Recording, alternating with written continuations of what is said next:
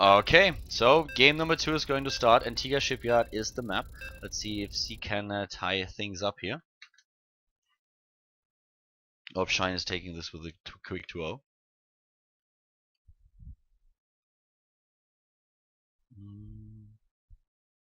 Yep, let's get ready. Da -da -da. That was so obvious. Every single time you jump into a lobby, you want to see if you have to invert the colors, and every single time it happens. It's like Murphy's Law all over again. Yeah. At the bottom of the map, we have the TSL Zerg. It is Shine, and he is in the lead with a 1-0. Was able to win on Whirlwind. He's up against the Team Liquid Terran player. To the top of the map, we have a C. My brain was just racing, and I tried to come up with a Team Liquid Terran player, and I couldn't come up with a name, and I'm like, okay, come on, forget it. But yeah, Tasia? It's not Tasia. Yeah. As soon as I said it, Tasia, well, it stumbled into my head, but at this point it was like, ah. Well, you know what's funny is they both have kind of reverse colors. TSL used to have red as their primary color. Now they have blue, well, kind of. It's like white and blue, but now C is using the red rather than the blue for Team Liquid. Kind of funny how that works out. Yeah. The scout to the top right, trying to approach, well, not really the scout to the top right, just trying to go for this angle with his overlord, so that he gets into position and doesn't risk being taken down by a marine early on in the game. We have a barracks, no command center first for C. Could definitely have started with the CC first. It's one of the things that Marine King always does on this map. Yep. Which is why some players just decided to 6 and 7 pull the hell out of him. Yeah, he has been known to defend that from time to time, but usually not. No gases. I kind of miss the Reactor Hellion expand. Nobody does it anymore. Nobody ever goes for 2-port Banshees anymore. Why is that? Because maps are too big, but yeah, 2-port Banshees was one of the most annoying strategies that you could face. I hate this with a passion. If you don't scout it and you see the first Banshee coming in, you're like, I'm fine. And then suddenly Banshee number 2 and number 3 enters your base, and you're like, oh my god, I have no chance. I do that strategy sometimes. These yeah. It still works from time to time. Yeah, of course. I mean, that's exactly what I would expect from a guy that played the Void Ray all in. I was the Void Ray all in master, man. Exactly. Better than Genius. I taught Genius how to do it, man. I'm not surprised that you play 2-port Banshees, not in the league. But the thing is, these days it's a little bit more difficult with so many Zerg players going for a Mass Queen build. It's not that easy to pull it off again as well. Because earlier, if you think about it, like half a year ago, most Zergs only built 1 queen per hatch. And with only 2 queens at this point in time, we have no chance of defending against. Yeah, that's true. Fast Gas here is scouted. Yeah, SCV doing a good job, having a quick look in here, and he needs to go back in again if he wants to see if there's more than the 100 gas taken. The SCV will then most likely die to the Zerglings, but still, that's a valuable information. But that's something that he apparently does not care about at all. He's like, no, I don't care. Yeah, whatever. He's not interested. And 2 pulled out, looks like. Maybe 3 now. Nope, 2 pulled out. I can tell by how fast it mines. Or at least I think I can. I could be wrong, but no. You're perfectly right here. Only 1 harvester is left. You have 3-3 in the double refinery that is in C's main base. At the bottom, there's the 1 harvester still in the in the extractor. Automaton's thinking about mining some of that gas. Automaton is thinking about stealing some gas here, I think. Oh. But then he's like, why would I actually work? I don't have to. I'm happy. You notice the Automaton doesn't have stats. He has hit points. He has hit points only, but he doesn't have movement speed. He doesn't have any armor stats. You don't know whether he's a mechanical unit or not, but you can repair him. You can repair I him. heard you can repair him, yeah. The only way you can repair him is if you attack with a worker, because it's the only attack that exists in the game that like one-shot him, basically. You can also heal Scantipedes if you manually target them with a medevac. I didn't know that. You can heal Scantipedes and you can repair Automaton. Yeah. Oh my god, this is borderline imbalanced. No, well, it's, you know, some people wonder if Scantipedes should actually be classified as biological. I say yes. They are not? No, they don't have a classification, but they must really be classified as that because you heal them. Do you know what we have? We have a Roach Warren, and now things are getting a little bit interesting. It doesn't look like Shine is trying to go for Roach Baneling aggression. He still could with the amount of harvesters that he has, but he's building a few too many, and he takes this third base as well. We have seen variations of the Roach Baneling all in with, well, not necessarily all in if you go on 3 bases, but you can pull the strategy off with 3 bases. You don't have to, but this is interesting. I'm not quite sure if he's going for the Roach as a defensive measure, but he could actually just attack here. I think he's going to go defensively, like we saw, I believe it was Ragnarok do yesterday. He is being faked with Cloak, and he is making enough roaches to attack right now if he chooses to. Overlord just died. You could see the splatter here at the bottom, so he saw that there was something going on in the tech lab. Was faked out with a Caduceus reactor that has been cancelled by now, as you can see. But these are a lot of roaches. He has 5 roaches now. He's getting another one. He could actually attack here, but it looks like he just wants to play defensive, the same style that we've seen yesterday. Or does he? Attacking. This just doesn't seem enough roaches. Yeah. At this point in time, seems odd. It seems like. I mean, I guess he can control the watchtower with it. Maybe that's where he's going to defend from. But he can't stop the Banshee then. He saw the Banshee and immediately moves back. He knows that he cannot do too much and is already getting the first Spore Crawler. I really like Roach Baneling aggression on maps like this when you can assume that your opponent has a high chance of getting a 3rd command center fairly early in the game. So right now, Shine decides against it. He only has a few roaches to defend against the Hellions, and we have C with a bit of attempted aggression that doesn't work because everything is already set up to welcome this Banshee and the Hellions. Yeah, this roach pressure was kind of weird. I'm still trying to think about it. It's like, normally you don't make more than 3 or 4. If you he made 6, and then waited a while and went to the watchtower and then had to leave when he saw the Banshee. A fast 3rd command center for C is up and completely uncontested. He's going for mech again. Seems to be liking that style. I saw him stream recently, and he was doing that as well. The thing about Megaster is just really strong against Zerg, especially if you hear good timing before the Broodlords are out. We have Lair now coming up for Shine, and this will give him a few additional options. The amount of roaches, I think you just try to poke in and see what exactly C is going to do, but when you see a Banshee coming, you know that it's not going to work. You can still make a Roach Baneling attack happen because there's just so much, but with only 6 roaches, there's no chance. The Banshee will pick off 2 of them before you are even in the vicinity of your opponent's main base. But now we have the Zerglings trying to get a scout in here. The thing is that with 3 bases, C has a pretty good position. I wouldn't be surprised if Shine at some point just turns on the heat and starts to attack the Zerg. Yeah, I would not be surprised either. If he hits a good timing, he can do it before there are siege tanks, and with only Hellions and a few Thors, a really big Roach and Zergling army is very hard to defend against. The problem is that as a Zerg you have to just commit so many resources that if you don't make it worth your while, you are in a very dire situation. Yeah, you'll find yourself looking like that Hellion on the unit portrait there with his hand over his face. But yeah, facepalm 2000. Now he's looking really angry. I've seen some pro gamers in this house look like that after the game. The Hellions don't want to mess with the roaches. No. But he's been able to keep the Mutalisk a secret at least for a little bit longer. This is a pretty common thing to see though, and there's already 2 Thors out, so I don't think he's going to go for an attack, but he may try to use the Mutalisk to put a little bit of pressure on and see if there are Thors. If there aren't, it forces them at that point, or maybe able to kill some harvesters, but I don't think he's going to make more than 8.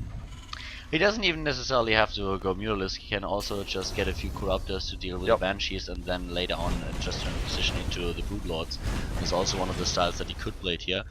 I actually don't think that he's going to build Mutalisk. I mean, he might surprise us, but there are, as you said, 2 Thors that he knows about. Yeah, and now he saw the Thor as well. He's still going to make 7. Yeah, he's still building them. You could use the Mutalisk the same way to deal with the Banshees, but they don't become useful later like the Corruptors do. If you use the Corruptors to deal with the Banshees, like you said, you just can make them into Broodlords later. But he's even going more than 8. He's going up to 9 mutas, so I guess he wants to be able to control the watchtower, for example, with mutas. That's one thing you can do. Make sure these Hellions and Banshees can't be there. The funny thing is, if he really commits to a lot of Mutalisk and moves in, then there are only 2 Thors, so you can magic box them, especially when you run in with Lings as well. But the Mutalisk at least will make sure that he is building missile turrets.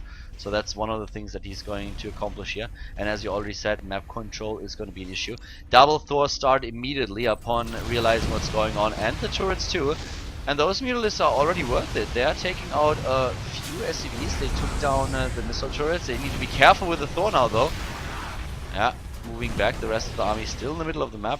But so far, they were definitely worth the money. And they still bait out turret after turret. Yep. And now he's actually trying to bait the Thors out potentially here to grab them with the Lings and then hit them with the Roaches. This is a very scary attack. He's maxed now, basically.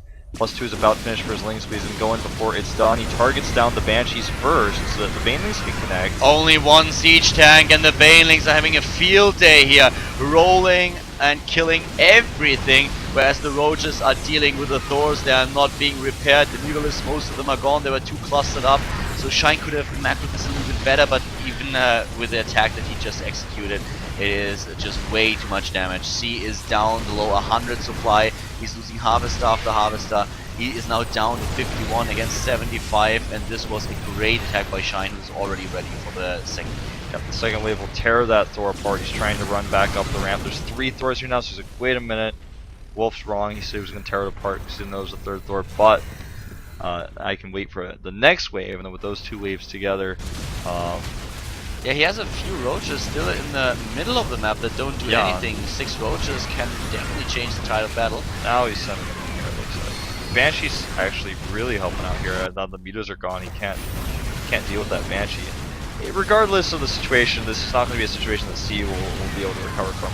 He's holding himself in the game, but there's no follow through here. The tanks are going to fall. They're now surrounded by the Roaches. The third base is not mining anymore. The harvester count is down to 44. Shine doesn't suffer any losses at his economy. He still has a very good income. And just the minimap already shows all these units running to the top left, doing a ton of damage. Even with the Blue Flame Hellion upgrade, there is just not enough to make sure that Shine is getting, well, has a big problem here. He just does too much damage.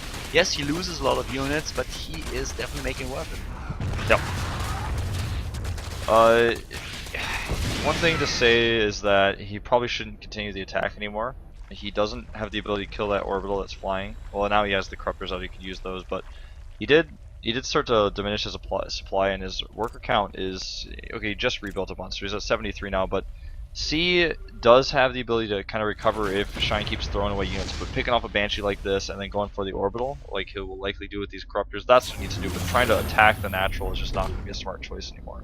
No, he's just teching. He's taking a 4th base, which, funny as it is, will be scouted very soon. There is already a Hellion at the right side of the map. The big problem now is that we have Shine just droning up. He gets all the upgrades. He did not waste any time. He did not try to kill C right away. Of course, he would have been happy to do so, but he realized that it's going to be a little bit too tough, and now he is going for the upgrades. He just built the Roach, the Infestation Pit. He has even Zerglings over here to make sure that there's no hidden expansion by his opponent. So all the bases covered. Shine playing a very aware game, and look at this bank. It's not only the difference in supply that we're currently seeing, it's the tech, and it is definitely just how he approaches this mid-game stage. He has bases everywhere. One in the middle of the map, he builds another one to the right side, and the Hive is on its way. Pathogen Glands, Infestors. This is just going to be so difficult for C to come back into. I don't think it will actually be possible. Maybe if Shine like screws up. Yeah, the tech is the biggest problem, you know. He's got the high finishing now. How is he going to be able to deal with that? He doesn't have the resources to make a big Viking switch that he's going to need inevitably here very soon. This could be a good fight for him with his Hellions, though, as the Roaches are not all together here. Yeah, the question remains, where are the Infestors? The Overlords should move back immediately. They're actually on hold position here. He has speed, if I'm not mistaken. Yes, he has. So now he can get out of here. The main base, well, the base in the middle of it is most likely going to die. There's already another one for C, but now we have Infestors. Yep, Infestors are out. Doesn't have Neural, but the tanks were unsieged here for a second. The Corruptor's running. You know, he's not corrupting those siege tanks, but I feel it's a mistake. He lost a lot of Infestors there, too. Yeah. This is a pretty good engagement for C. The siege tanks did a lot of damage, but those tanks will die. He cannot save them. He can kill a few Roaches, but in the end, the inevitable is going to happen. He will lose every single siege tank here. And now we have a 40 supply advantage for C. Oh, nice. Look at this now with the moves he's going to repair. That's actually a really nice move. I haven't seen this in a while. Yeah, it's one way of saying, yeah, I've got enough resources to repair here. I want this push to really do damage. I'm going to commit. He has suddenly more army supply than Shine. It's fairly even still. problem is going to be that there are not a lot of blue flame Hellions out there, but he has a nice sieged up position, and the problem for Shine is going to be that his reinforcements are dying when they come out. his Can't get blue them all tech together. is just not fast enough. Yeah, he's making 20 banelings, but against that many siege tanks, it's not going to be useful. This could be a lot more dangerous than I actually thought. From the looks of it, he was able to hit the perfect timing here. I don't really think that he's going to, that this will necessarily win him the game, especially now with more and more roaches trying to make sure that this base is not yielding too many minerals. But the third at the right side has not been spotted. That's the biggest problem for C. Yep, and well, he's gonna actually move his tanks forward here. This is a bit risky moving up a ramp like that on creep. Banelings roll in. Not getting very good hits off though, hitting a lot of the Thors. Now he may be able to close the distance on these siege tanks, a lot of them in tank mode, so he's losing the roaches pretty rapidly. Shine finds himself in a little bit of trouble. The siege tanks will escape now. But the Great Aspire is done, and Shine still had a bank, so with the Corruptors that he has, he will be able to get Broodlords, and the Broodlords at least put an end to the aggression. The one thing that Shine never neglected was the aggression at the fourth of his opponent. So this is a bit troublesome for C. He just does not have this income that he wants, even though he has the fourth base. There are still Zerglings being borrowed. He's using them quite well. And to the right side, this base has finally been spotted, but there are Zerglings and there are Spine Crawlers. Yep, gets shut down.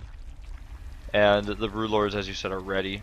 Viking production has been started as well, though. And his Corruptor count is pretty low at this point, if he even has any left at all. I think he might have like 4 in total with the new ones coming out. Right now we don't have a single Corruptor.